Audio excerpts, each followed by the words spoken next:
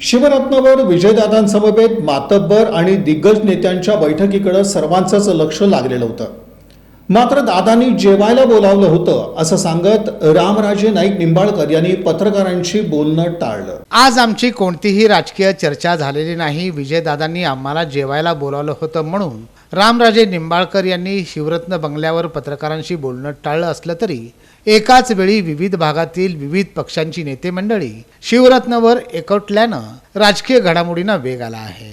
शिवरत्नवरती विधान परिषदेचे माजी सभापती रामराजे नाईक निंबाळकर, शेतकरी कामगार पक्षाचे आमदार जयंत पाटील, सातारा जिल्हा परिषदेचे माजी अध्यक्ष संजीवराजे निंबाळकर, रघुनाथराजे निंबाळकर, फलटणचे आमदार दीपक चव्हाण, सातारा जिल्हा मध्यवर्ती सहकारी बँकेचे व्हाईस चेअरमन अनिल देसाई, करमाळ्याचे माजी आमदार नारायण आबा पाटील, सांगोला तालुक्यातील डॉक्टर बाबासाहेब देशमुख, डॉक्टर अनिकेत देशमुख, माजी आमदार जयवंत पाटील, संजय कोकाटे तसंच मान, खटाव आणि सोलापूर जिल्ह्यातील प्रमुख नेते उपस्थित होते.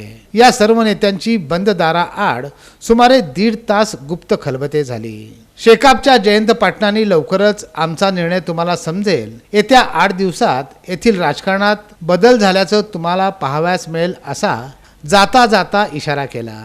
तर संजय कोकाटेंनी मात्र आपली परखड भूमिका मांडली. मात्र ज्यांच्यासाठी हा सर्व राजकीय सारीपाट आणि खेळ मांडला गेलाय त्या धैर्यशील मोहिते पाटलांनी मात्र वेट आणि वॉच म्हणत मीडियासमोर बोलणं टाळलं.